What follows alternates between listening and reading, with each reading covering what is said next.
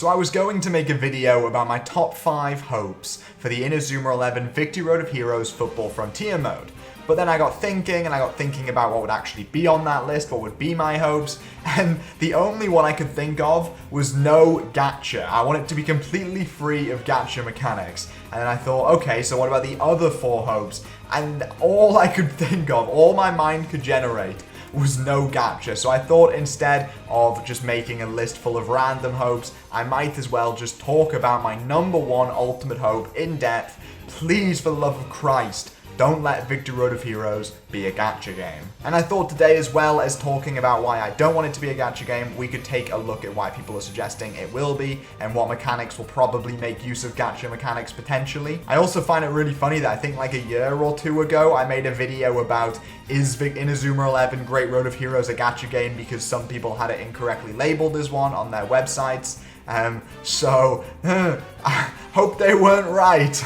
But first of all, let's just go over what is a gacha game. So according to my buddy Wikipedia, a gacha game is a video game that implements the gacha mechanic. Similar to loot boxes, gacha games entice players to spend in-game currency to receive a random in-game item. Some in-game currency generally can be gained through gameplay, and some by purchasing it from the game publisher using real-world funds. So think like, I think Genshin Impact, Fire Emblem Heroes, all those bloody anime games, those are gacha games. You spend real-world money or in-game currency to summon characters, and then you can use those characters in battle. So why do people think that Inazuma 11 Victory Road is going to be a gacha game a la Fire Emblem Heroes? Well, it's all because of the Football Frontier mode and this thing called Seasonal and Eternal Players. So if you don't know what those are, basically in Inazuma 11 Victory Road of Heroes' main multiplayer mode, Football Frontier mode, a team has to have 6 seasonal players and 5 eternal players. Eternal players are players you've acquired from other modes like the story mode and can be used no matter what, while seasonal players can only be obtained in their designated season.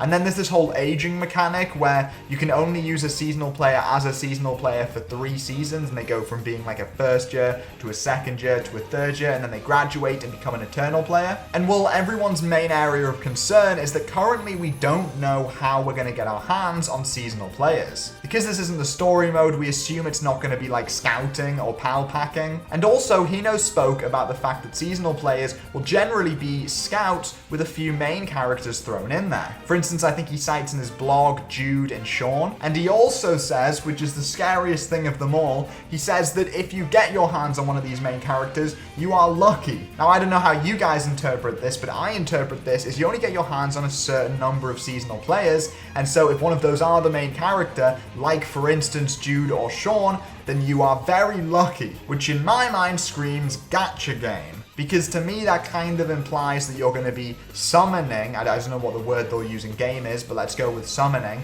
various players who are going to be your seasonal players, and you can maybe buy more. You can buy a new seasonal player from the current season or whatever.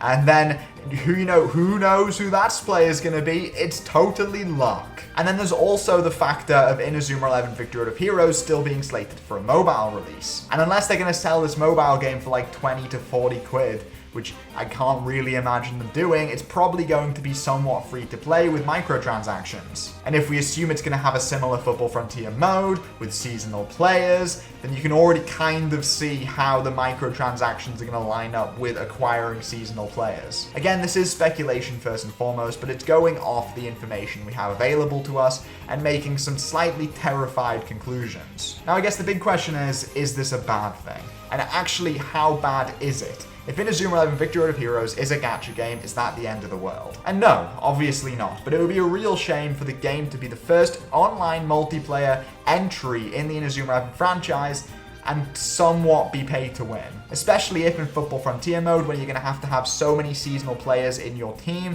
if the majority of those are going to be scout characters with a few star players thrown in there, if I'm going to have to sit there on whatever, the pack opening, summoning screen is, spending pound after pound of my cash in order to try and get Jude or Sean just so that I can stand a chance in online play, not sure how much of a fan of that I am. Honestly, I wouldn't mind these mechanics at all, as long as there's no kind of pay-to-win element of it. It's the whole spending real money that slightly scares me. But if it is just a fully in-game currency thing, then yeah, I'm absolutely fine with that. Obviously, I'd rather it not be completely luck-based who's going to get, to use Axel Blaze as one of their 6 seasonal players rather than spending an Eternal slot on him. But at the end of the day, I can live with it. And obviously, no matter what, I'm going to spend a billion hours on this game and absolutely love it. But yes, if you were to ask me what my #1 hope is for the Inazuma 11 Football Frontier mode, then yes, it is absolutely for it not to include gacha pay-to-win mechanics. Anyway, I hope you guys enjoyed the video. Make sure you like, comment, and subscribe. I'm really interested to hear what you guys have to say on this topic, so please make sure you let me know down below. I'll see you guys in the next video, and thank you so much for getting this channel to 10,000 subscribers. Bye.